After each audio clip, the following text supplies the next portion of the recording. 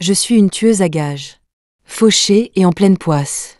Un client m'a offert 3 millions de dollars pour liquider un mari quelconque, un type inoffensif et passe-partout. J'ai ricané.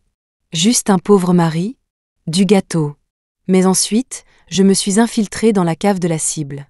J'avais à peine fait un pas qu'un point rouge est apparu sur mon front. Les lumières se sont allumées brutalement, et j'ai découvert avec stupeur une pièce tapissée de photos. La femme sur chacune d'entre elles avait le même visage, le mien.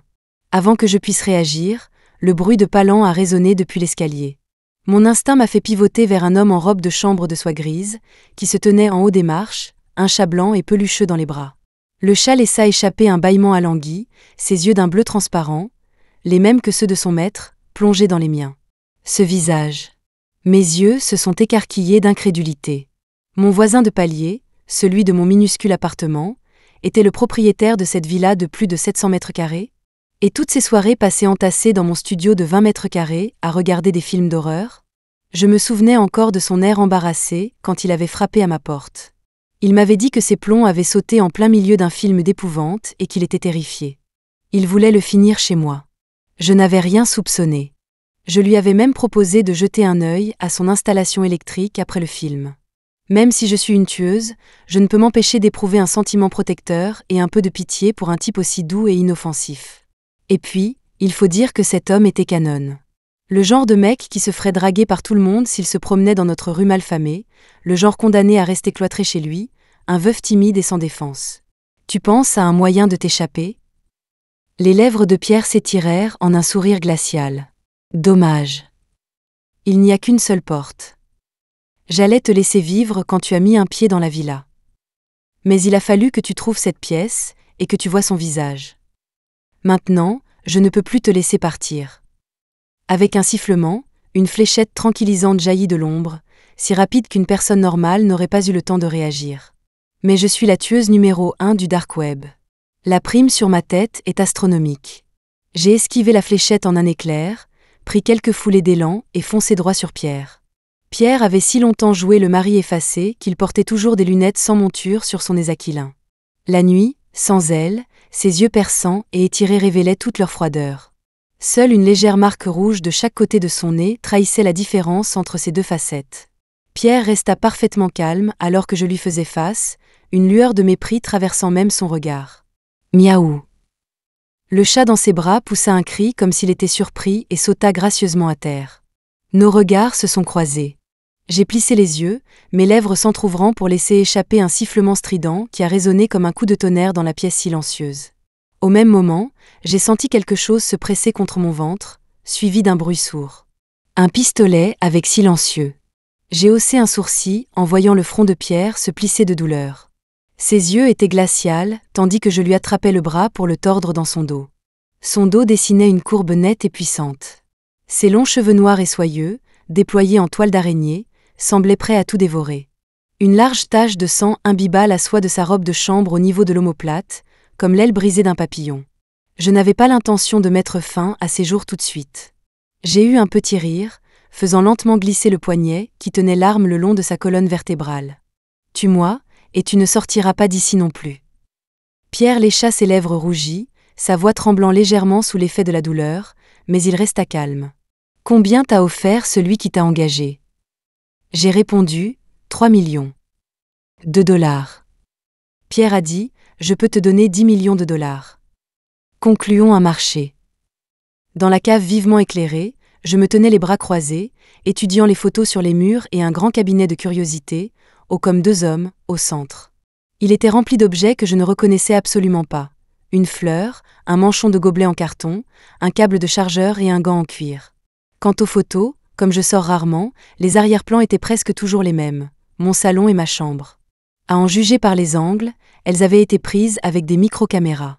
Quand les avait-il installées ? Ça devait être pendant toutes ces fois où il avait utilisé des prétextes bidons pour entrer dans mon appartement, mettant en place son petit projet quand j'avais le dos tourné. Pierre était attaché à une chaise, le visage d'une pâleur maladive à cause de l'hémorragie. Il n'y a qu'une seule sortie dans cette cave. J'ai des gardes et des mercenaires postés à l'intérieur et à l'extérieur de la villa. Si je ne sors pas avant une certaine heure, ils descendront voir ce qui se passe. De plus, Le système d'alarme de la villa est relié au commissariat du coin. Même si tu es Yingguo, la tueuse numéro 1 du dark web, tu ne peux pas garantir une fuite sans accroc. Il termina calmement, fit une pause, puis sourit. Qui t'a envoyé pour me tuer? Laisse-moi deviner, un ami étranger nommé David? Ses yeux sombres étaient fixés sur mon visage. Je suis resté impassible, sans craindre que mon identité soit révélée. Je portais un masque hyper réaliste fait sur mesure par l'agence pour un prix d'or. Je me suis souvenu du dossier que Vivian m'avait envoyé. Je n'ai rien dit, mais j'ai haussé un sourcil. On dirait que Pierre savait qui était son ennemi. En voyant mon expression, les lèvres de Pierre se sont incurvées. Il semble que votre organisation n'ait pas l'habitude de faire des recherches sur ses clients.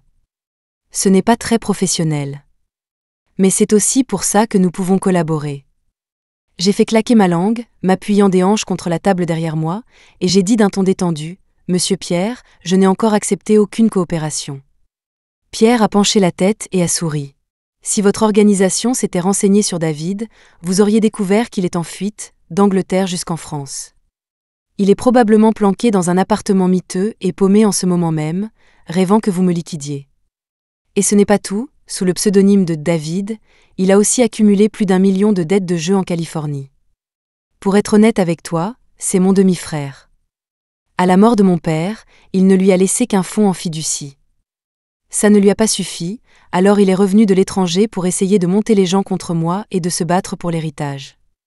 Malheureusement, c'est un fils à papa typique des séries télé. Non seulement je l'ai fait expulser du pays, mais son fonds en fiducie est aussi parti en fumée. Alors il a vendu ses propriétés et ses voitures et s'est laissé persuader d'investir en Californie, où il a tout perdu.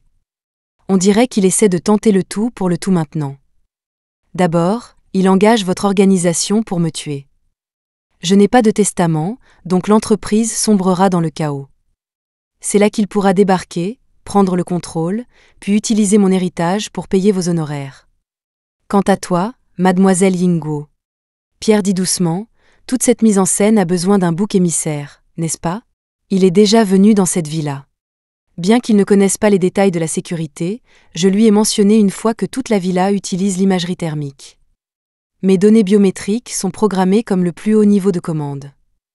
Au moment où le système détectera que je n'ai plus de signes vitaux, la villa se verrouillera complètement et une alerte sera automatiquement envoyée à la police. Un oiseau a beau voler magnifiquement dans le ciel, il ne peut s'échapper une fois pris au piège dans une cage. Mon expression est devenue glaciale. Même si j'étais sceptique quant au dire de Pierre, j'avais déjà décidé de demander à l'agence de faire une vérification approfondie à mon retour.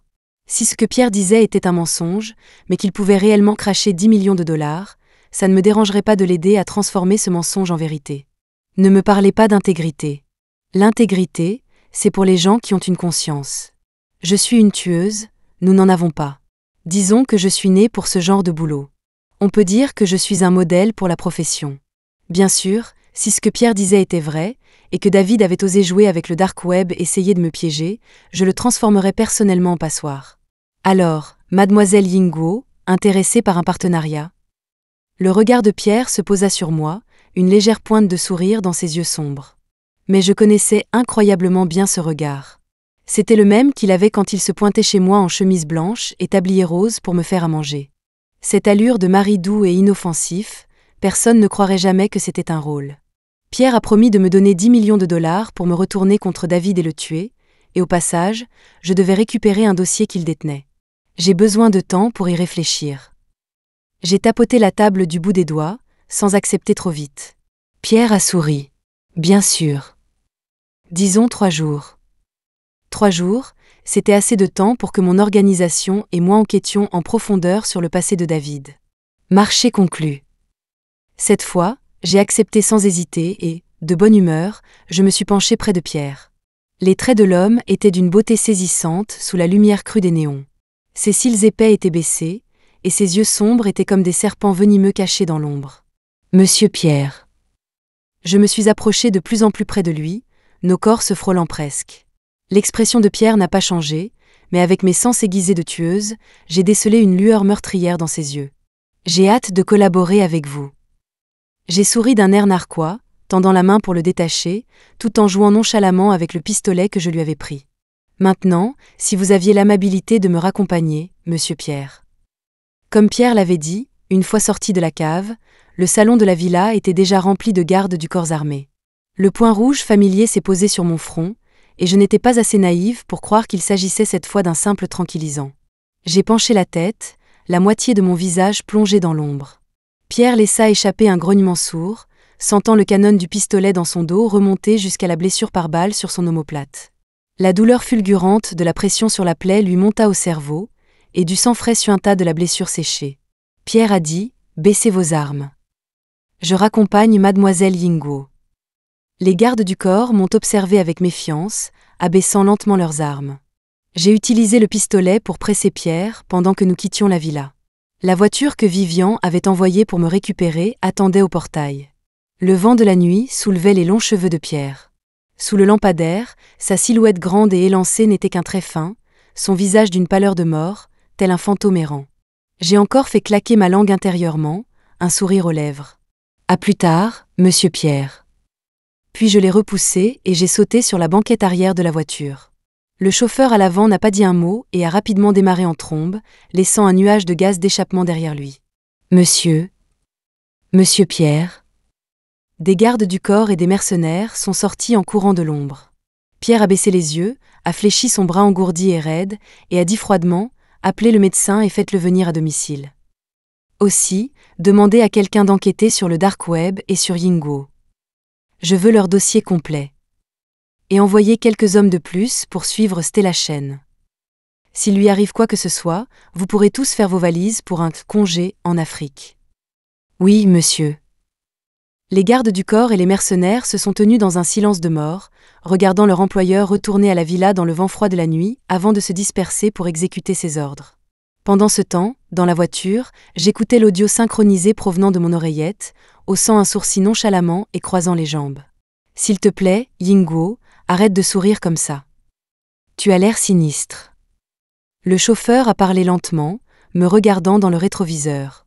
Il était habillé en homme, mais sa voix était celle d'une femme, d'une douceur inhabituelle. J'ai regardé droit devant moi. Vivian, tu dois respecter le code de la route. Vivian a levé les yeux au ciel, a détourné le regard et a demandé « La mission a mal tourné. » Elle m'avait vu tenir Pierre en otage en sortant. J'ai dit « Quand tu rentreras, passe un message à l'agence. Dis-leur de faire une enquête approfondie sur le passé de David. Il y a un truc qui cloche. » Pierre dit que c'est un accro au jeu. L'acompte venait probablement d'un usurier, qui sait s'il peut même payer le reste. En plus, il essaie de me faire porter le chapeau. Vivian a froncé les sourcils, pensive. D'accord, je contacterai l'agence en rentrant pour qu'il se penche sur la question. Quiconque pouvait trouver une organisation de tueurs via le dark web devait avoir des affaires louches. L'agence ne se souciait que de l'acompte et ne se donnerait pas la peine d'enquêter sur le passé d'un client, mais cela ne voulait pas dire qu'elle ne pouvait pas le découvrir. Au contraire, l'un des plus grands atouts de l'agence était son équipe de hackers de premier ordre. Vivian et moi avons rejoint l'organisation à 6 ans. Nous avons manigancé et lutté ensemble pour devenir les tueuses numéro 1 et numéro 25. Il était hors de question que nous nous fassions avoir par un joueur invétéré et une agence peu fiable. Bon, va te changer et prends le métro pour rentrer. La voiture s'est arrêtée dans le parking souterrain d'un pub folklorique.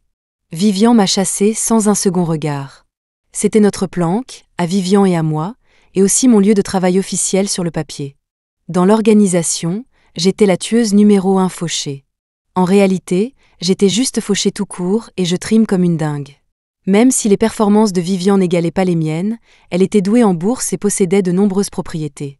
Tu devrais économiser un peu, m'a conseillé Vivian. Arrête d'acheter autant de trucs inutiles. J'ai écarté les mains, impuissante. Certains argents semblent gaspillés, mais en réalité, ils m'empêchent de mourir. Tu es toujours sur le fil, à vouloir mourir sans jamais y parvenir. Il faut bien avoir quelque chose à espérer, comme des box mystères, ou de l'or, ou des diamants flamboyants. Le monde veut me broyer et me recracher, mais heureusement, j'ai la ténacité de la mauvaise herbe. Après m'être changé, j'ai quitté le pub et pris un taxi pour retourner à mon immeuble délabré. Le vent soufflait par la fenêtre de la voiture entr'ouverte, et je me suis adossée au siège, fermant les yeux avec contentement. Après avoir payé et être sortie, je suis tombée sur le livreur avec mon plat à emporter. 4577. Oui, merci.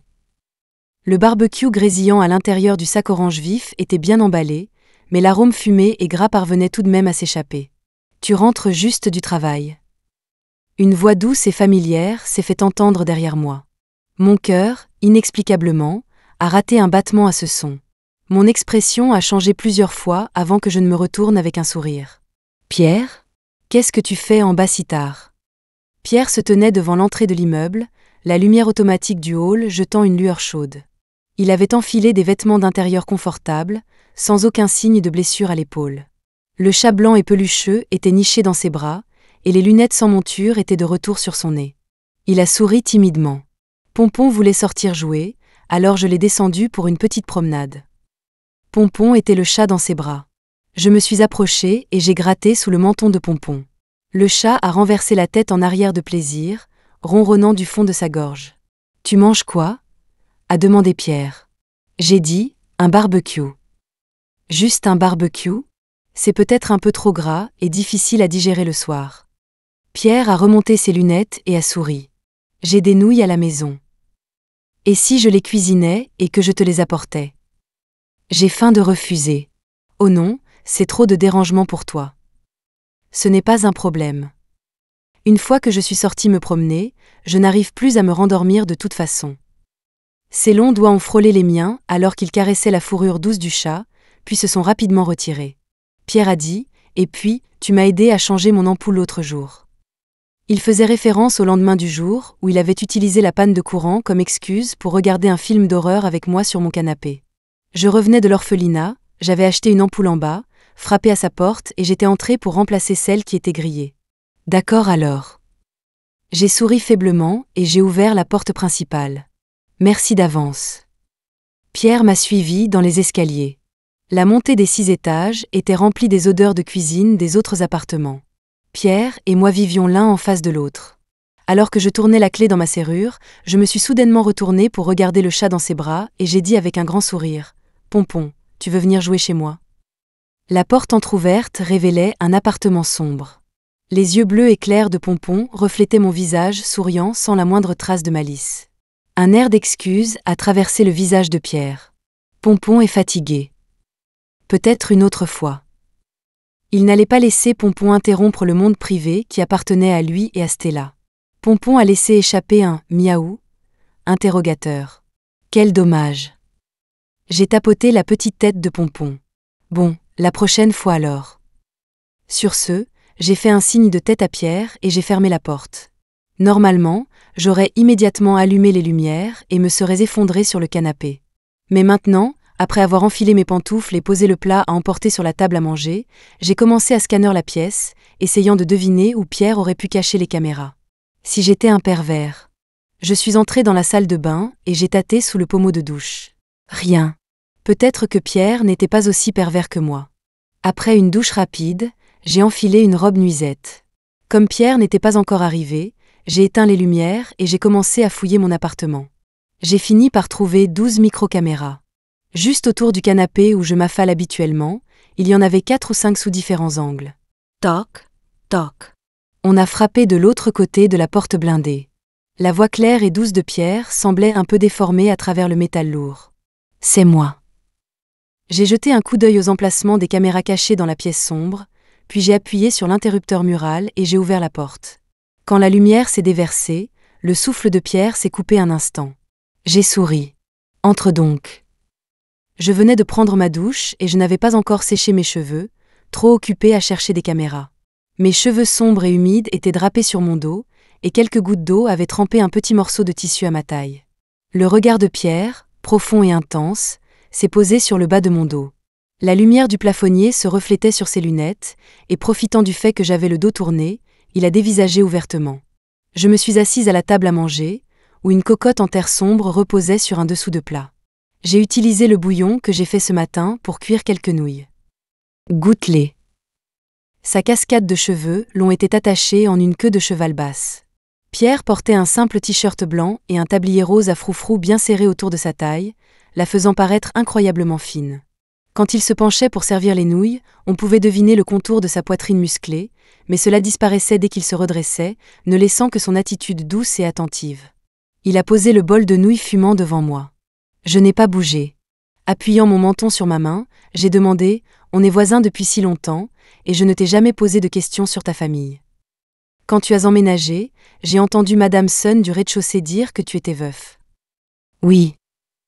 Pierre ne s'attendait pas à ce que j'aborde le sujet de son arrivée.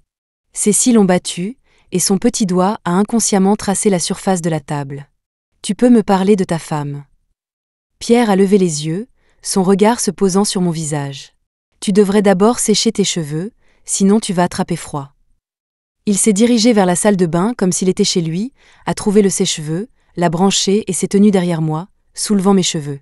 J'ai tranquillement mangé mon barbecue sous le souffle d'air chaud, mes cheveux étant doucement séchés entre ses mains. Je n'ai pas touché aux nouilles dans la cocotte. Après avoir fini le dernier morceau de viande enveloppé de laitue, j'ai laissé échapper un petit rot, et la personne derrière moi a arrêté de me sécher les cheveux. Une larme chaude est tombée sur ma nuque. J'ai froncé les sourcils, et j'étais sur le point de me retourner quand Pierre a posé ses mains sur mes épaules par derrière. Puis, son souffle chaud s'est approché de mon dos. Je n'ai pas de femme. Je leur ai dit que j'étais veuf parce que j'avais peur qu'ils n'arrêtent pas d'essayer de me caser avec des femmes. Tu sais, j'ai beaucoup de mal avec ça. J'ai déménagé ici parce que mon dernier propriétaire m'a mis à la porte. Pierre a raconté que son précédent propriétaire le soupçonnait de séduire sa femme et dans un accès de rage, avait jeté toutes ses affaires dehors et l'avait expulsé, sans le sou. Alors cette fois, quand il louait l'appartement, il a dit à la propriétaire, Madame Sun, qu'il était un veuf toujours dévoué à sa défunte épouse. Madame Sun avait initialement voulu le présenter à sa nièce, mais en voyant l'expression navrée et solitaire de Pierre, elle a abandonné l'idée, lui épargnant bien des tracas. Ses larmes étaient trop nombreuses, trop chaudes. Elles semblaient me brûler le dos, et ma fine nuisette était sur le point d'être trempée. « Alors tu n'as pas de femme. Pourquoi tu pleures ?» J'ai soupiré, sentant la prise sur ma taille se resserrer. J'ai lutté un peu et j'ai réussi à me retourner et à lui soulever le menton. Ses lunettes claires semblaient embuées d'une brume humide. Derrière, ses yeux sombres étaient mouillés, comme s'ils venaient d'être lavés par une pluie de printemps. Je t'ai menti. Les coins des yeux de Pierre étaient rougis, et son regard était fixé sur moi alors qu'il disait doucement « S'il te plaît, ne sois pas en colère, d'accord ? Tant que tu es honnête avec moi, bien sûr que je ne suis pas en colère. » J'ai accroché un doigt sous son menton et j'ai dit avec un demi-sourire « Mais est-ce la seule chose sur laquelle tu m'as menti ?» Nos regards se sont croisés, et c'était comme si un ouragan avait ravagé l'esprit de Pierre. Qu'est-ce qu'elle voulait dire ? Que avait-elle découvert d'autre ? J'ai jeté un regard significatif aux endroits où les caméras étaient cachées et j'ai tapoté doucement la joue de Pierre. Réfléchis bien. Les pupilles de Pierre se sont contractées brusquement, et les coins de ses yeux sont devenus d'un rouge encore plus profond. J'ai retiré froidement ma main, j'ai bâillé paresseusement et j'ai dit avec un sourire, en posant mon menton sur ma main, « Je veux une soupe de travers de porc pour le petit déjeuner demain. » D'accord. Les cils de Pierre ont tremblé alors qu'il baissait les yeux, cachant son regard sombre et intense. Il a demandé doucement « Tu veux manger autre chose, Stella ?» Logiquement, nous n'étions que des voisins. Même si nous nous entraidions, cela n'avait pas atteint le point où je pouvais simplement lui commander des plats. Mais il faut être deux pour danser le tango. J'ai dit « Peu importe. Je suis tellement fatiguée aujourd'hui. Pense à fermer la porte pour moi en partant. » Je suis retournée dans ma chambre, écoutant les pas dans le salon, et bientôt, le bruit de l'eau qui coule dans la cuisine. Je me suis enroulée dans mes couvertures, essayant de dormir, mais mon téléphone s'est allumé avec un ding. Quelqu'un du nom de « Directrice Chen » m'avait envoyé une photo. Dans une pièce sombre, un groupe d'adorables jeunes enfants entourait une petite fille au centre. La fille portait une couronne, et devant elle se trouvait un gâteau à 2 étages. Son jeune visage souriant brillait faiblement à la lueur des bougies. Ding. Un autre message est apparu. Directrice Chen, Mia voulait que je te remercie. J'ai regardé la photo pendant un long moment avant de taper en retour « Joyeux anniversaire ». Avant de rejoindre l'organisation, j'étais, sans aucun doute, l'enfant la plus espiègle de l'orphelinat Ciel Bleu. Je grimpais aux arbres pour attraper des chats et pataugeais dans les rivières pour attraper des poissons.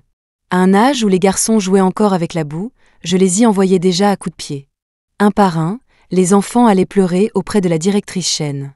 Débordée, elle les réconfortait avant de m'appeler pour me demander sévèrement « Stella, pourquoi les as-tu frappés ?» Stella était le nom que la directrice Chen m'avait donné. J'avais été abandonnée aux portes de l'orphelinat juste après ma naissance. La nuit d'hiver était tombée tôt, et le ciel était parsemé d'étoiles exceptionnellement brillantes. J'ai dit avec défi, « Vous avez dit que les filles ne sont pas censées voir les garçons le pantalon baissé. » Quand ils faisaient leur concours de pipi, ils ne se souciaient jamais de la présence de filles. Je n'avais pas d'autre choix que de les envoyer tous dans la boue pour ne pas avoir à voir ça. Ce jour-là, j'ai officiellement gagné ma réputation de petite terreur de l'orphelinat. De nombreux parents potentiels s'attachaient à moi à cause de mon visage angélique, mais à chaque fois, un enfant se précipitait pour me traiter de petit démon. Même si les parents savaient que ce n'était que des plaisanteries d'enfants, ils ne pouvaient s'empêcher d'hésiter. Ce n'est qu'à l'âge de 6 ans que j'ai vu une fille qui était adoptée quitter l'orphelinat le jour de son anniversaire. La directrice Chen s'était lâchée pour une fois et avait acheté un magnifique gâteau couronne en ville pour fêter ça. Je me suis approchée curieusement et j'ai entendu la fille rire, c'est sucré. Un groupe d'enfants s'est rassemblé autour, voulant goûter, mais la directrice Chen les a arrêtés. Le gâteau n'était pas très grand. S'il était partagé, la fille n'en aurait pas eu beaucoup. Elle était sur le point de quitter l'orphelinat pour de bon, et c'était le dernier cadeau de la directrice Chen. Pour mon 6e anniversaire, je me suis battue avec une petite brute du quartier. J'ai fini couverte de bleu, mais le gros n'en est pas sorti indemne non plus. Sur le chemin du retour, j'ai vu la moitié d'un gâteau dans une poubelle. Le gâteau était de travers et déformé, mais pour une enfant de 6 ans, c'était une tentation irrésistible. Alors je l'ai ramené, prévoyant de retrouver les bougies que la fille avait jetées, de les planter dessus et d'en faire mon propre gâteau d'anniversaire. Mais je ne m'attendais pas à ce que cette petite brute soit si rancunière. Il m'a suivi jusqu'à l'orphelinat et, devant la directrice Chen, m'a accusé d'avoir volé son gâteau. C'est pas vrai. Je l'ai trouvé. Tu mens. C'est le mien. Je l'avais laissé sur la poubelle. Le mensonge d'un enfant est toujours si plein de failles. La directrice Chen m'a regardé froidement et m'a grondé, « Rends-le ». J'ai levé les yeux, incrédule, les larmes montant, et j'ai insisté obstinément, « J'ai trouvé le gâteau. Ce n'est pas le sien. C'est ma mère qui me l'a acheté », a dit la brute, me souriant d'un air suffisant quand il a vu que l'adulte était de son côté. Il a tendu la main pour l'arracher. J'ai refusé de lâcher. Finalement, retenant mon souffle, j'ai soulevé le gâteau bien haut et l'ai écrasé en une bouillie informe. « Toi !» La brute a éclaté en sanglots, hurlant qu'il demanderait à sa mère de me battre à mort. Clac ! Une gifle sonore a retenti dans la pièce. Les pleurs de la brute se sont arrêtés net, et il a regardé, les yeux écarquillés, alors que j'étais frappée si fort que ma tête a basculé sur le côté. La directrice Chen a pressé ses lèvres, son regard se posant sur moi avec une pointe de pitié. Elle a ouvert la bouche comme pour dire quelque chose, mais a été interrompue par la voix d'un homme. « Je veux l'adopter. » Un homme raffiné en costume blanc s'est approché lentement et m'a offert un mouchoir. « Veux-tu venir avec moi ?» Ma vision floue s'est concentrée sur la bouillie par terre, mon visage engourdi et piquant. Un instant plus tard, j'ai hoché la tête. L'homme a doucement essuyé la saleté et les larmes de mon visage avec le mouchoir tout en donnant l'ordre à quelqu'un de s'occuper des formalités. Je n'étais pas dans la cour de l'orphelinat. Au lieu de ça, j'étais assise avec l'homme dans un SUV allongé.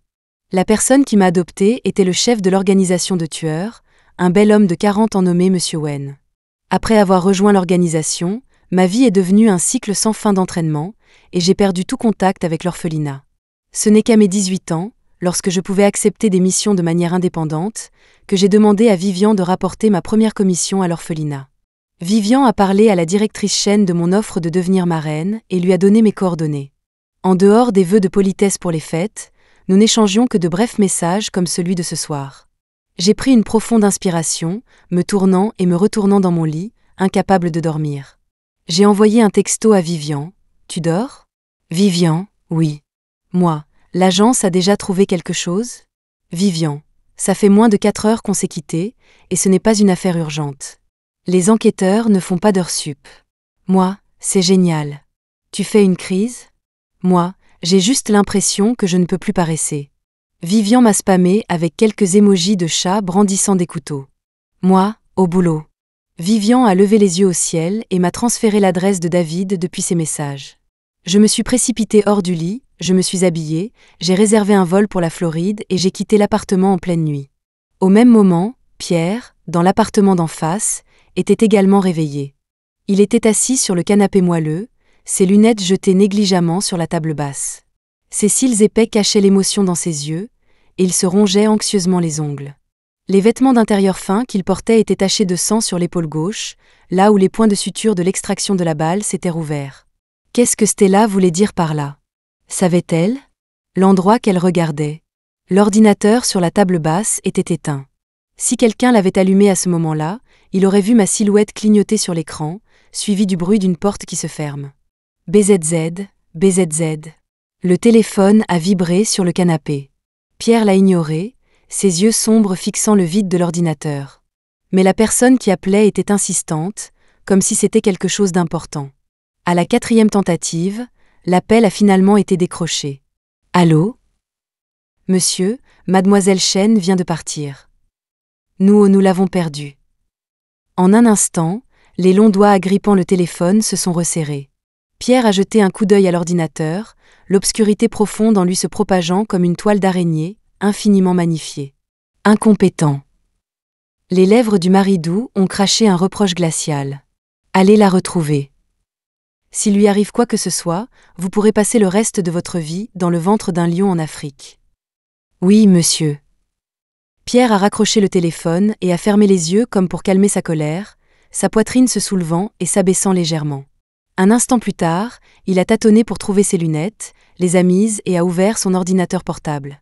La lumière de l'écran illuminait son visage pâle, mais même le reflet sur ses verres ne pouvait cacher la morosité de son regard. Pourquoi s'est-elle enfuie? Avait-elle peur parce qu'elle avait trouvé les caméras? Cette question qu'elle a posée ce soir n'était probablement qu'une manœuvre pour gagner du temps. Il aurait dû le savoir. Il n'aurait pas dû donner à Stella une chance de réagir. Il aurait dû continuer à pleurer jusqu'à ce qu'elle s'adoucisse complètement. Il a avancé rapidement la vidéo, passant à la vue de la caméra cachée dans la lampe de chevet. Dans la vidéo, je me roulais sur le lit avec mon téléphone, puis je me suis levée, je me suis changée et je suis partie, le tout d'un mouvement fluide. Rien ne semblait anormal. Stella. Stella. La faible lueur de l'écran d'ordinateur éclairait la moitié du visage de Pierre, strié de larmes. Il s'est agenouillé sur le tapis, se penchant en avant, pressant fermement sa joue contre l'image de la femme à l'écran. Ses cheveux sombres et doux cascadaient dans son dos, quelques mèches s'enroulant le long de son cou comme les veines d'un arbre, caché profondément sous terre, en croissance infinie. Dans le taxi orange, les yeux du chauffeur étaient fixés sur le rétroviseur. Voyant que la voiture noire persistante n'était plus en vue, il s'est enfin détendu. « On vous suit », a dit le chauffeur à voix basse. Je n'ai rien dit. Dans le rétroviseur, ma mâchoire acérée et un léger sourire moqueur étaient visibles. On dirait que quelqu'un commence à s'impatienter. Voyant que je n'avais pas répondu, le chauffeur m'a jeté un regard interrogateur. Quand il a vu mon attitude confiante, il n'a rien dit de plus. Mais au moment de sortir, il m'a tendu une arme. Pour vous protéger. J'ai dit « Merci, mais je suis sur le point de prendre un avion. » Il y a la sécurité. Le chauffeur. Ah, c'est vrai, j'avais oublié. Il a maladroitement repris l'arme et m'a fait un signe de la main. J'ai gloussé, lui ai fait un signe en retour et je suis entré dans le terminal de l'aéroport. Il y avait moins de voyageurs à l'aéroport tôt le matin. Après une courte attente, il était temps d'embarquer pour le vol vers la Floride. J'ai jeté un coup d'œil à mon téléphone vide, envoyé un message rapide à Vivian, puis je l'ai éteint et je me suis dirigé vers la porte d'embarquement. C'est 15 heures plus tard que je suis arrivé en Floride. Je ne me suis pas précipité à l'adresse que Vivian m'avait donnée pour trouver David. Au lieu de cela, je me suis installé dans une suite d'hôtels et j'ai jeté mon téléphone sur la table de chevet pour le recharger. Le téléphone s'est allumé automatiquement en chargeant, et un flot de messages a déferlé. À 7h14, Pierre m'a envoyé un message. « Stella, tu es réveillée ? J'ai fait une soupe de travers de porc, elle est presque prête. Image. » À 7h22, Pierre, je t'attends devant ta porte. À 7h24, toujours pas réveillée ? À 8h, Stella ? Ce message était suivi d'un appel manqué. Je dormais dans l'avion à ce moment-là, mon téléphone éteint, donc bien sûr je n'ai pas répondu. Pierre, tu vas bien, Stella ? Je suis vraiment inquiet pour toi. Tu as laissé une clé chez moi la dernière fois. Stella, j'entre. J'ai quelque chose à faire tout à l'heure, je vais juste laisser la soupe et partir. À 8h10, Pierre, Stella, tu n'es pas à la maison. Où es-tu allé ? Après cela, un nouveau message arrivait toutes les 20 minutes. J'ai regardé le one-man show de Pierre avec amusement, mes doigts tapotant sur l'écran, mais je n'ai pas répondu. Pierre a rapidement remarqué l'indicateur, est en train d'écrire. Stella, où es-tu allée? Je suis si inquiet. Moi, j'ai dû sortir pour quelque chose. Ne t'inquiète pas. Une réponse très froide. L'autre bout est tombé dans le silence. Après une attente patiente, il a lentement tapé en retour. Tu rentres ce soir? Non. La sonnette a retenti. J'ai traîné des pieds pour ouvrir, tapant en marchant. Tu peux manger la soupe de travers de porc. Ça te fera du bien. En voyant le nom du contact passer de « gentil voisin » au thorax de 106 cm, à « est en train d'écrire », puis revenir, j'ai éclaté de rire. Je pouvais imaginer à quel point Pierre devait se détester en ce moment de ne pas avoir attendu devant ma porte. Il aurait peut-être pu me croiser au moment où je partais, au lieu d'avoir cette conversation froide par SMS. Même s'il se doutait que j'étais au courant pour les caméras, il n'oserait pas avouer et s'expliquer. Au lieu de cela, il jouait toute cette comédie, tâtant le terrain. Je supposais que depuis que Pierre avait appris que ses hommes m'avaient perdu, il n'avait pas dormi une seule seconde. Il avait probablement attendu avec anxiété une heure matinale convenable pour commencer à sonder avec ses messages. Mais malheureusement pour lui, mon téléphone était éteint, donc je ne pouvais pas répondre. J'ai ouvert la porte à un serveur de l'hôtel en smoking noir et blanc, souriant chaleureusement. « Madame, votre robe. » Le serveur m'a tendu le sac de luxe, puis a fait une révérence élégante. Je l'ai remercié poliment, lui ai glissé quelques billets et j'ai demandé avec un sourire « Pourriez-vous m'aider à trouver quelqu'un ?»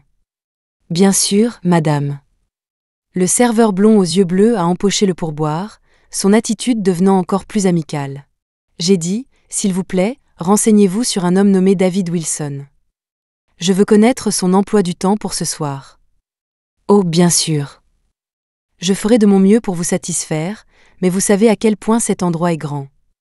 Je ne peux pas être sûr de pouvoir trouver quelque chose, mais je ferai de mon mieux, madame. » J'ai pris le sac de luxe et j'ai souri légèrement. Merci. À l'intérieur du sac de luxe se trouvait une longue robe de soirée et un collier. L'hôtel était l'un des monuments les plus célèbres de Floride. Sous son hall somptueux se trouvait un casino souterrain éblouissant, un terrain de jeu pour les super riches. L'adresse de David était en Floride. Le fait qu'il ait pu se permettre l'acompte pour un tueur à gages signifiait qu'il avait probablement mis en gage quelque chose de valeur. Et quand un joueur a de l'argent en plus, la première chose à laquelle il pense est de tout regagner. La famille de Pierre était riche. Même si David était un fils illégitime, le fait que leur père lui ait laissé un fonds en fiducie signifiait qu'il n'était pas complètement négligé. Son style de vie était probablement celui d'un gosse de riche gâté. Donc, mon choix de cet hôtel n'était pas un hasard. Ce soir-là, le serveur a apporté des nouvelles. David dînait habituellement au 3e étage à 19h, et une demi-heure plus tard, il descendait au sous-sol pour jouer. Je me suis changée pour enfiler la robe nuisette en satin de soie, et je suis apparue dans le casino souterrain pile à l'heure. David était facile à repérer. J'ai balayé le casino du regard avec la photo que Vivian m'avait envoyée, et j'ai immédiatement vu un homme débraillé aux yeux injectés de sang à force de jouer. Le 8. 8. Oh, merde.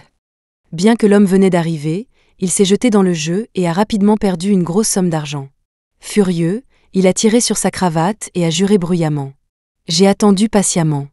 David a bientôt perdu quelques tours de plus.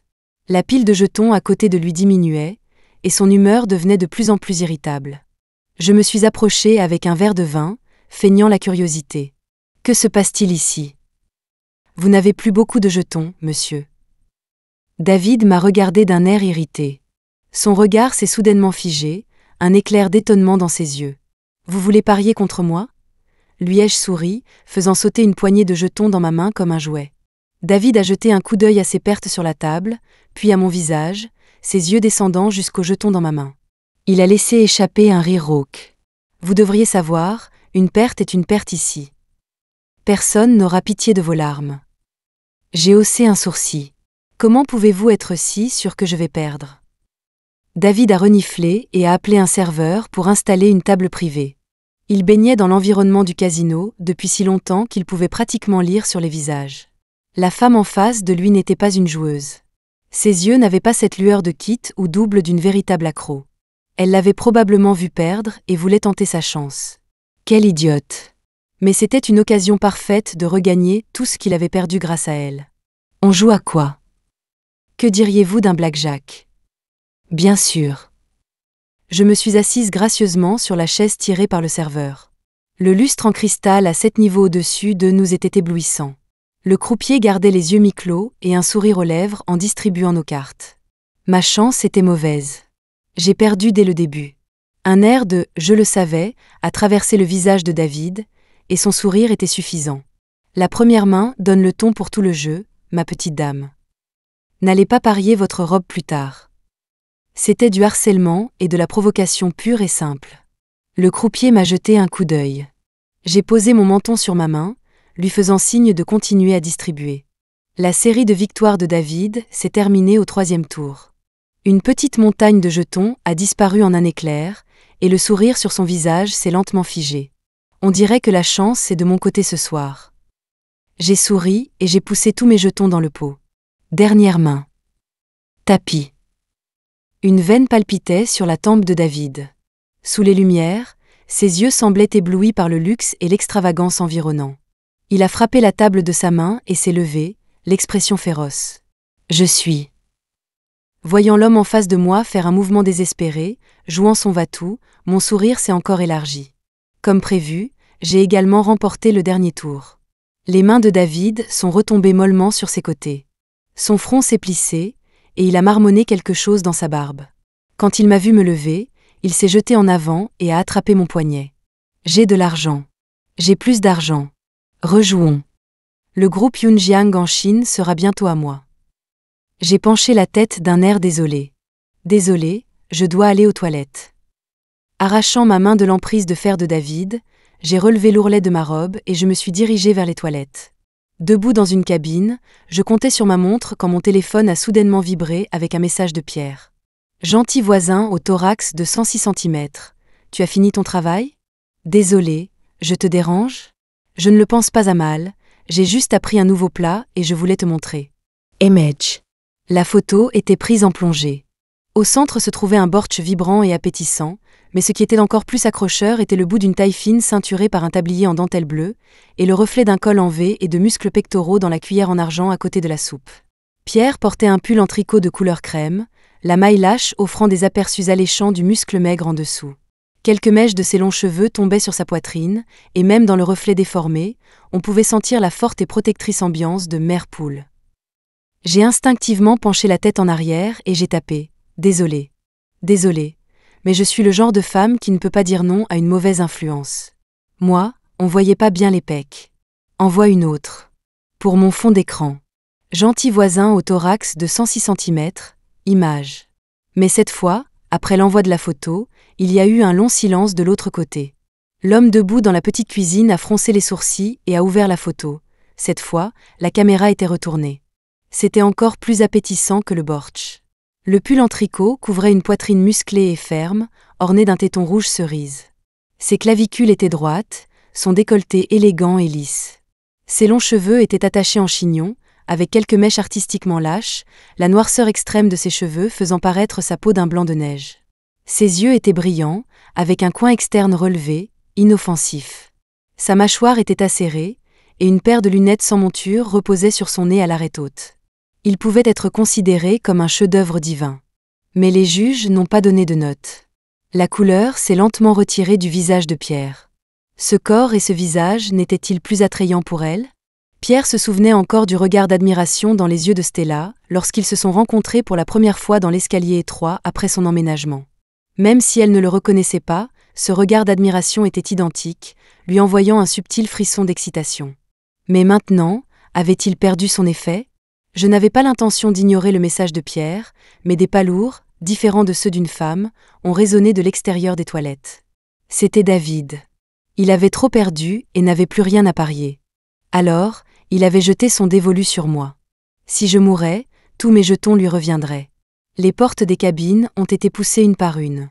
David a ricané, « Chérie, où es-tu » Il a atteint la cabine où j'étais, a poussé la porte et l'a trouvée verrouillée. Il a ricané, mais avant qu'il ne puisse faire un geste, j'ai ouvert la porte d'un coup de pied, visant sa poitrine d'un coup sec. Le talon aigu pointu s'est enfoncé dans son muscle, lui envoyant une douleur fulgurante. David a heurté violemment le mur, sa vision se brouillant. L'instant d'après, le canon sombre d'une arme était pressé contre son front. Qui êtes-vous? Les yeux de David se sont écarquillés de terreur, son regard passant de larmes à mon visage froid. Il tremblait comme une feuille. J'ai souri faiblement. Bonjour, monsieur le client. Client. Les dents de David claquaient. Vous êtes Yingguo? A-t-il balbutié. Pourquoi essayez-vous de me tuer? C'est moi le client. Je vous ai payé pour tuer. Chut. J'ai doucement tapoté le front de David avec le canon de l'arme et j'ai dit avec un sourire qui n'atteignait pas mes yeux, « Je suis déjà au courant de votre petit complot. » Après mon atterrissage en Floride, Vivian m'avait envoyé le dossier de l'organisation sur David. Comme Pierre l'avait dit, David n'avait pas l'argent pour payer le versement final. Il attendait que je liquide Pierre pour pouvoir prendre le contrôle de la société.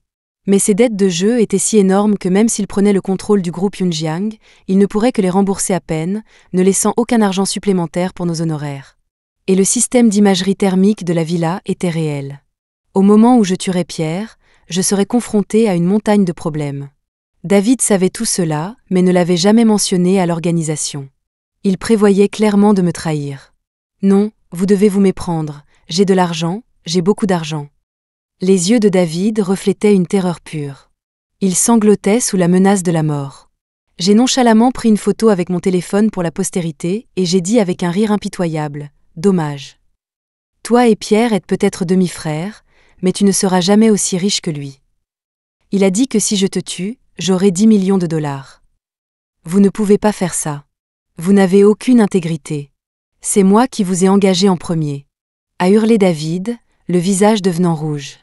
Je suis une tueuse. Tu t'attendais à quoi? À une citoyenne honnête et respectueuse des lois avec une boussole morale. Je l'ai regardé avec mépris, et mon dédain a semblé le blesser profondément. Ah! Il a poussé un cri guttural et s'est jeté sur moi. Bang! Le pistolet silencieux a tiré, et un trou sanglant est apparu à l'arrière de la tête de David. Un râle est sorti de sa gorge, ses pupilles se sont dilatées, et son corps costaud s'est effondré sur le sol. J'ai fait claquer ma langue, j'ai attaché l'arme à ma cuisse et j'ai traîné le corps de David dans la dernière cabine. Après avoir soigneusement essuyé les taches de sang avec une serpillière, je suis sorti calmement et j'ai levé les yeux vers la caméra de sécurité avec un sourire. Alors que je quittais le casino souterrain, un agent de l'organisation était déjà là pour me rencontrer. Au moment où je suis monté dans la Bugatti noire et que je me suis éloigné, les sonnettes d'alarme de l'hôtel ont commencé à retentir. J'ai décollé le masque réaliste de mon visage, envoyé une photo à Pierre depuis un téléphone prépayé, puis je suis retourné à notre conversation et j'ai répondu à sa photo de torse. Si, tu portes un pull en été? Tu dois être frileux. Besoin que je te réchauffe dans mes bras? Gentil voisin au thorax de 106 cm. Je peux? Gentil voisin au thorax de 106 cm, alors je t'attends à la maison. Un message est apparu de l'autre numéro. Très efficace, Mademoiselle Yingguo. L'argent sera viré sur votre compte avant 15 heures. Quant à l'affaire de la cave, je suppose que les tueurs ne sont pas du genre bavard, n'est-ce pas? Il était vraiment double face. J'ai tapé, bien sûr que non. Merci, patron. Vous êtes trop généreux. Le message a été marqué comme lu dès que je l'ai envoyé. L'écran de mon téléphone a soudainement changé, et l'icône de Vivian a clignoté sur l'écran. J'ai répondu à l'appel. Allô? Vivian, tu avais raison. Pierre enquête sur l'identité de Yingguo. Mais tu es sûr de vouloir qu'il le découvre? Dans notre métier, la plus grande peur est d'être trahi. C'est pourquoi même entre tueurs, peu ont vu le vrai visage des autres, et encore moins celui de leurs amis et de leur famille. J'ai fredonné en signe d'accord, regardant par la fenêtre avec un sourire narquois. Prépare ton cadeau de mariage, ma belle. Et n'oublie pas de demander à Monsieur Wen mon congé de mariage. Vivian a laissé échapper un rire froid et a raccroché brusquement. Après m'être changé dans les toilettes de l'aéroport, j'ai reçu un SMS de Monsieur Wen avec ses félicitations et 2 mois de congés payés. Virement, 88 888 €. Bon mariage. Moi, merci, patron. Monsieur Wen a gloussé et a envoyé un message vocal. Vivian m'a parlé de David. Une situation comme celle-ci ne se reproduira plus. Mais en guise de compensation, je te donne la nouvelle villa que j'ai achetée en Serbie. Ce sera parfait pour votre lune de miel. J'ai dû m'émerveiller à nouveau de la générosité de mon patron. J'ai rapidement envoyé quelques émojis de chat, puis j'ai baissé mon chapeau dans la file d'embarquement et j'ai pensé avec nostalgie. Qui a bien pu me voler ma vie de fils à papa à regarder les feux d'artifice à Tokyo, skier en Suisse, voir les aurores boréales en Islande, admirer les feuilles d'automne au Canada, vivre dans une cabane dans les arbres en Norvège, écouter la pluie en Angleterre, peindre en Italie, passer le reste de mes jours avec mon amant en Australie, fêter Noël à Seattle et vivre une vie de luxe aux États-Unis. Monsieur, nous avons du nouveau concernant Mademoiselle Chen. Dans la pièce exiguë et vétuste, un homme en costume noir se tenait impeccablement à la porte, faisant son rapport calmement. Où est-elle ? Pierre n'a pas levé les yeux. Ses longs doigts jouaient avec une caméra qu'il avait retirée de la chambre de Stella. Un tas d'entre elles, au moins une douzaine, reposaient effrontément sur la table basse devant lui. L'homme a hésité. Mademoiselle Chen est en Floride. Floride. Pierre a légèrement levé les yeux. L'homme a dit « oui ». Et voici le dossier que vous vouliez sur Yinguo. L'enveloppe Kraft contenait 3 fines pages d'informations, détaillant la vie de la tueuse numéro 1 du Dark Web. Tout s'était déroulé trop facilement, bien au-delà de leurs attentes, comme si quelqu'un avait tiré les ficelles pour eux. Toutes les stratégies de piratage complexes qu'ils avaient préparées étaient inutiles. Pierre portait un masque en tissu transparent, ses cils humides. Quand il baissait les yeux, il paraissait doux et inoffensif. Il a défait la ficelle de l'enveloppe et a sorti les fines feuilles de papier. Ses yeux se sont posés sur la première ligne, et ses pupilles se sont contractées de manière presque imperceptible. Yinguo, nom réel Stella Chen, née le 6 septembre 2001, au 2e hôpital central provincial de Jishi. A grandi à l'orphelinat Ciel Bleu, adoptée en 2007, adoptant inconnu. Yinguo. Stella était Yinguo. La Yinguo qui était entrée dans sa cave. Pas étonnant qu'elle ait cherché quelque chose en rentrant chez elle. Après avoir vu la cave, elle connaissait sa sombre obsession et avait deviné qu'il avait trafiqué son appartement. C'est pourquoi elle fouillait, faisant semblant de chercher quelque chose. C'est pourquoi elle lui avait soudainement posé des questions sur sa femme et avait dit « Mais est-ce la seule chose sur laquelle tu m'as menti ?» BZZ, BZZ. Le téléphone de l'homme en costume a vibré. Il a jeté un coup d'œil à Pierre, stupéfait, et s'est tourné pour répondre. « Qu'est-ce qu'il y a ? » « D'accord, je comprends. » L'homme a parlé brièvement et a raccroché. Pierre a demandé calmement « Qu'est-ce qui ne va pas ?» L'homme a répondu « Le vol de Mademoiselle Chen a quitté la Floride, mais elle n'est pas revenue à Uechi. Elle est allée à Jishi. » Je vois. Le minuteur du masque de 15 minutes de Pierre a sonné. Il s'est dirigé vers la minuscule salle de bain, a retiré le masque et l'a jeté à la poubelle. Il a ouvert le robinet, et l'eau froide a coulé sur le bout de ses doigts. Si vous regardiez attentivement, vous pouviez voir que sa main tremblait légèrement. Mais si vous leviez les yeux, vous verriez que l'homme dans le miroir avait les joues rouges. Dans la lumière faible et sinistre, ses lèvres étaient mordues jusqu'au sang, et ses yeux étaient sombres et intenses, mais remplis d'un étrange sentiment de joie et d'excitation. Stella avait accidentellement découvert son obsession tordue, trouvé les caméras, mais elle ne s'était pas enfuie immédiatement. Elle n'avait pas non plus détruit les caméras. Non seulement elle lui avait permis de revenir sur son territoire, mais elle avait même demandé une soupe de travers de porc pour le matin. Même si elle n'avait pas pu la boire, c'était parce qu'elle était en mission. Elle était allée régler ses comptes avec David. Ce n'était pas intentionnel. Elle savait peut-être même qu'il enquêterait sur Yinguo, c'est pourquoi tout était si facile. Miaou. Pompon est entré silencieusement dans la salle de bain, ses yeux bleus comme des bijoux fixant étrangement l'humain qui le nourrissait, qui semblait à nouveau devenir fou. « Ah, mon petit trésor !» Pierre s'est gracieusement agenouillé, ses doigts perlés d'eau caressant la fourrure douce du chat. Il a gloussé doucement. « On va chercher maman et on la ramène à la maison ?» Pompon a laissé échapper un miaulement agacé et a secoué sa fourrure. Quel culot ! Se servait-il du chat comme d'une serviette ? Pierre, perdu dans son propre monde, n'a pas remarqué l'humeur du chat. Il s'est souri à lui-même. Stella déteste les riches, alors elle sera certainement en colère que j'ai tant d'argent et que je le lui ai caché. Mais si je transfère volontairement tout à son nom à l'avance, elle ne sera plus en colère. Je devrais réserver un vol. Non, d'abord je dois faire rédiger un accord de transfert volontaire. Le chat a regardé l'homme qui marmonnait pour lui-même, a levé les yeux au ciel avec dédain et est sorti en courant pour demander à l'homme à la porte d'ouvrir une boîte de conserve pour apaiser son cœur blessé de serviette. L'avion a atterri à Jishi à 10 heures du soir. J'ai réalisé que cela faisait de nombreuses années que je n'étais pas revenu. En sortant du terminal, la vue des gratte-ciels lointains et illuminés et du trafic fluide me semblait complètement étrangère. Heureusement, je suis doué avec les smartphones. J'ai trouvé au hasard un hôtel très bien noté avec un service de navette depuis l'aéroport, ce qui m'a évité d'appeler un taxi. Le chauffeur était un type chaleureux. Il était sur le point de sortir pour m'aider avec mes bagages, mais s'est arrêté quand il a vu que je n'en avais pas. Il a gloussé « Vous voyagez léger, hein ?» J'ai hoché la tête et j'en ai profité pour demander « Qu'y a-t-il à voir à Jichy ?» Les grottes du lac Tai, les zones humides et le temple Pilu sont tous super. Le temple Pilu, c'est pour prier pour la richesse. Beaucoup de jeunes font un voyage spécial juste pour y aller. Vraiment ? Ai-je dit. Il faudra que j'y jette un œil si j'ai le temps. C'était un hôtel 5 étoiles. J'ai récupéré ma carte clé, je suis allée directement à la salle de bain pour me laver de la poussière et de la crasse de mon voyage, puis j'ai vérifié un message de Vivian. Ne voyant rien d'urgent, je suis allée directement au lit pour rattraper mon sommeil. Même pour moi, travailler sans relâche pendant 5 ou 6 jours sans m'adapter aux fuseaux horaires commençait à peser. J'ai dormi jusqu'à midi le lendemain.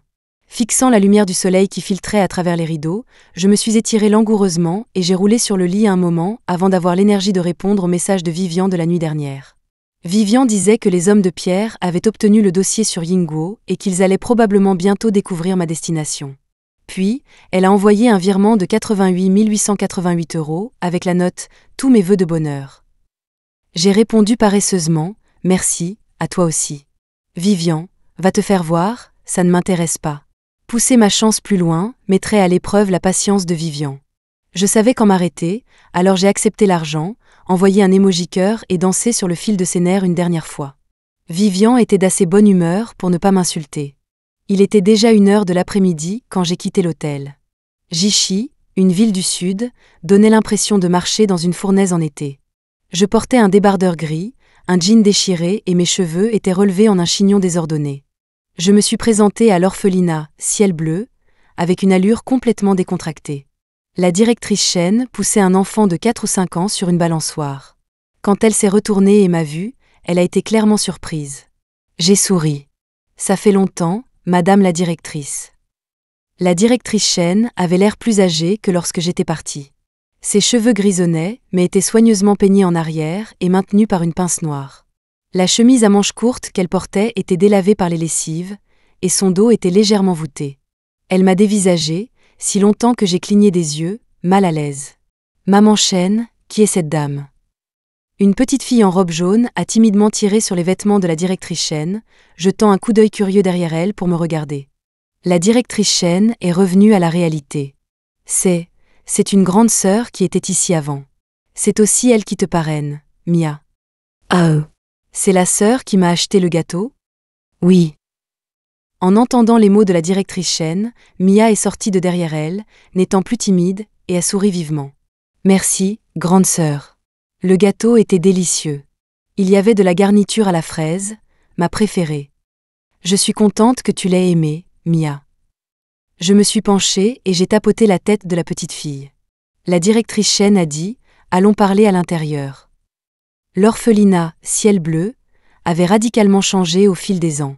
La plupart des bâtiments dangereux avaient été démolis et remplacés par de nouvelles maisons et des installations de jeux. Ils avaient également embauché de nombreux soignants et bénévoles. Seul le bureau de la directrice Chen était resté le même, simple et ancien, les murs couverts de dessins joyeux et enfantins. « Quand es-tu rentrée ? » ?»« Hier soir. » Après ce bref échange, un silence gênant s'est installé dans la pièce. Je me suis tenue devant le mur, regardant les dessins. Tout en haut, j'ai vu un dessin délavé sur du papier jauni. C'était une simple image d'une maison rouge et d'un arbre fruitier. La signature dans le coin était effacée, mais je pouvais vaguement distinguer le caractère pour Chen. Merci pour vos dons toutes ces années. L'orphelinat Ciel Bleu n'aurait pas duré aussi longtemps sans eux. La directrice Chen a fait une pause puis a demandé « Comment vas-tu ?» Très bien. Monsieur Wen m'a financé des études dans une université à l'étranger, et je suis restée travailler dans son entreprise après mon diplôme. Le temps d'été était aussi imprévisible que l'humeur d'un enfant. Un instant, il faisait beau, l'instant d'après, des nuages sombres s'amoncelaient. Le vent battait contre la fenêtre. J'ai appuyé sur l'interrupteur mural et j'ai faiblement entendu la directrice Chen pousser un soupir de soulagement. Les lumières de la pièce ont vacillé puis, avec un grésillement, se sont complètement éteintes. La directrice Chen s'est levée pour trouver le personnel de maintenance, mais j'ai traîné une chaise et je me suis mise dessus. Il suffit de couper le courant, je vais jeter un œil. La directrice Chen a pressé ses lèvres, m'a regardé, puis s'est traînée jusqu'au tableau électrique et a coupé le disjoncteur. J'ai dévissé l'ampoule et vérifié le câblage. Il s'est avéré que l'ampoule était simplement grillée. Y a-t-il d'autres ampoules? La directrice Chen a dit qu'il y en avait dans la réserve et qu'elle irait en chercher une. J'ai tapé dans mes mains et j'ai sauté de la chaise. Il va pleuvoir. J'y vais. Où est la réserve? Là où était l'ancienne cantine, tourne à gauche en sortant. J'ai suivi ses instructions jusqu'à la réserve, j'ai trouvé la clé sous une brique, j'ai déverrouillé la porte, j'ai trouvé une ampoule neuve, et j'ai tout remis en place avant de revenir. J'ai changé l'ampoule en un clin d'œil, juste au moment où la pluie commençait à tomber. De grosses gouttes s'écrasaient contre la fenêtre. La directrice Chen a dit « Reste dîner ici ce soir ». J'ai vu une Bentley noire avec ses feux de détresse clignotants garée à la porte de l'orphelinat sous la pluie. J'ai souri légèrement et j'ai secoué la tête. Pas la peine, quelqu'un est venu me chercher. La directrice Chen a suivi mon regard et a vu un homme aux cheveux longs en trench-coat noir tenant un parapluie à la porte. Il n'est pas entré, mais ses yeux étaient fixés sur cette pièce à travers la pluie. « C'est ton ami. Il sera bientôt mon mari. Il a l'air d'être une très bonne personne, et beau en plus, » a dit la directrice Chen avec un sourire sincère. « Tu as toujours aimé les beaux gosses. » Toujours. J'ai haussé un sourcil et j'ai souri à l'homme, puis je me suis retournée. Je pars maintenant, madame la directrice. La directrice Chen a légèrement hoché la tête et m'a rappelé prudemment, la route est glissante sous la pluie, conduisez prudemment. J'ai hoché la tête et j'ai décliné l'offre d'un parapluie d'un bénévole, me précipitant sous la pluie. Pierre a couru vers moi avec son parapluie, mais il était un peu trop tard. J'étais déjà plus ou moins trempée. Si pressé de te réchauffer contre moi, hein? J'ai baissé la voix, un sourire clair dans mon ton. Les yeux de Pierre étaient doux alors qu'il baissait le regard, m'écoutant dire lentement, il y a un tarif pour se réchauffer avec moi. 10 millions de l'heure. En dollars américains. Tu peux te le permettre, monsieur Pierre? Les joues de Pierre ont rougi, et ses lèvres se sont incurvées en un doux sourire. Ses yeux étaient incroyablement concentrés alors qu'il disait « Je suis prêt à te donner tout ce que j'ai. Ma vie sera l'intérêt supplémentaire que je paierai. » J'ai haussé un sourcil. Les belles paroles, c'est facile. Après toutes les choses louches que je t'ai vu faire, comment puis-je te faire confiance? Pierre a dit doucement, le contrat est dans la voiture. L'acte de donation volontaire est dans la voiture. J'ai été momentanément stupéfaite. La voix d'un enfant est venue de derrière moi, grande sœur. Mia a couru vers moi, tenant un parapluie d'enfant et un morceau de gâteau. Je me suis retournée et me suis agenouillée, souriant doucement. Qu'est-ce qui ne va pas? Mia a tendu une assiette avec du gâteau dessus, ses yeux se courbant en croissant. C'est ce qui reste du gâteau de mon anniversaire. Il était au frigo. Maman Chen ne veut pas que j'en mange trop, sinon j'aurai mal au ventre. C'est pour toi, grande sœur. Le gâteau était froid, éclaboussé de gouttes de pluie, et de travers à cause de sa course. Il n'était pas exactement joli, et le glaçage avait légèrement durci à cause du froid. Je l'ai pris d'une main et j'ai ébouriffé les cheveux de Mia. Merci. De rien, a dit Mia. Maman Chen a dit avant que la sœur qui nous parraine adore aussi les gâteaux, alors pour l'anniversaire de chaque enfant, Maman Chen utilise une partie de l'argent des dons pour nous acheter un gâteau. J'ai souri faiblement et j'ai dit « D'accord, tu devrais rentrer maintenant, sinon tu vas attraper froid sous la pluie. » Mia m'a regardé à contre-cœur, puis a fait un signe de la main et a dit au revoir. J'ai hoché la tête et j'ai souri. Au revoir. Elle s'est finalement retournée et est repartie en courant, son petit parapluie s'éloignant en tapotant. Je me suis levée, mon regard s'attardant sur la fenêtre du bureau de la directrice pendant quelques secondes, puis j'ai dit à Pierre « Allons-y, monte dans la voiture. » La pluie tombait plus fort, le ciel si sombre qu'on aurait dit que le monde allait s'effondrer. La séparation a été baissée dès que nous sommes montés dans la voiture. Le gâteau a été placé sur une petite table. Pierre m'a serré dans ses bras, enfouissant sa tête dans mon cou, inhalant avidement le parfum léger, fruité et citronné de mon parfum. Pour une raison quelconque, les coins de ses yeux étaient rouges. Merci, Stella. Merci de m'avoir amené à l'endroit où tu as grandi, de me laisser faire partie de ta vie. Je ne sais pas qui sont mes parents. J'ai été trouvée par la directrice Chen et j'ai vécu à l'orphelinat pendant 6 ans. Cet endroit était ma première maison. Amener Pierre ici semblait significatif, comme le présenter à la famille. Mais ce n'était qu'une décision impulsive. Peut-être que je voulais revoir un vieux visage, ou peut-être que je voulais revoir mon moi plus jeune. Je me suis soudainement souvenue des photos dans la cave de Pierre, certaines d'entre elles datant de longtemps, de mes années d'université à l'étranger. Quand as-tu commencé à me traquer et à me photographier en secret? J'ai plissé les yeux, ma main se levant pour lui saisir le menton. Les cils de Pierre ont battu derrière ses lunettes. Une langue rose s'est faufilée entre ses lèvres rouges et a léché mes phalanges. Il a dit doucement, « Quand tu as commencé l'université ?» Pierre a raconté qu'une semaine après le début de ma première année à l'université de Weston, j'avais aidé une femme asiatique sur Pruitt Street. La femme était harcelée par un groupe de toxicos. Je les ai tabassés, j'ai réconforté la femme terrifiée, et j'ai même enlevé ma veste en cuir pour la mettre sur ses épaules dans la rue froide et venteuse. Pierre venait de recevoir un message et se précipitait. Nous n'étions séparés que par une rue. Alors qu'il traversait, j'ai reçu un appel et je suis partie. En m'éloignant, je lui ai jeté un regard involontaire. Un éclair d'admiration a traversé mes yeux, mais je l'ai vite oublié. Ces types avaient été envoyés par David, et la femme était la mère de Pierre. Pierre venait d'avoir 18 ans cette année-là. 5 mois plus tard, sa mère a eu un épisode dépressif et s'est jetée d'un immeuble pour mourir. Plus tard, Pierre a dépensé une fortune pour découvrir ce que j'aimais. Quand il a appris que j'avais un faible pour les types de maris doux et inoffensifs, il a emménagé à côté de chez moi et a méticuleusement planifié comment s'approcher de moi. Tu es si gentille, Stella. Même si nous ne nous connaissions pas depuis longtemps, tu étais prête à m'aider à porter mes affaires et même à réparer mon ampoule. Ses lèvres douces ont planté des baisers légers comme des plumes sur mon cou, agitant une ondulation malicieuse au plus profond de moi. Tout ça a un prix, tu sais. Je me suis retournée pour m'asseoir sur ses genoux, une main appuyant sur son épaule blessée, l'autre descendant lentement. Pierre s'est mordu la lèvre, un hoquet s'échappant de sa gorge. Il a secoué la tête, l'air innocent. Principal et intérêt. Je suppose que je vais devoir recouvrer la dette moi-même. J'ai soupiré avec une impuissance feinte, me penchant si près que nos nez se touchaient presque, et j'ai demandé doucement, « Ton épaule te fait toujours mal. » Je t'avais reconnu à ce moment-là. Je savais que c'était Pierre, mais je lui ai quand même tiré dessus. Pierre a enroulé ses bras autour de ma taille, me regardant avec un sourire. Ses cheveux, comme une cascade de soie noire, semblaient tisser un fin filet autour de lui, m'attirant, pour ensuite m'emmêler couche par couche. Ça fait mal. Un baiser de Stella le guérira. Je l'ai regardé avec une expression amusée, puis j'ai penché la tête vers le bas. Soudain, une force puissante m'a tiré contre sa poitrine. Les doigts de Pierre se sont pressés à l'arrière de ma tête, un ordre indéniable dans sa prise. La voiture a roulé doucement dans la nuit pluvieuse.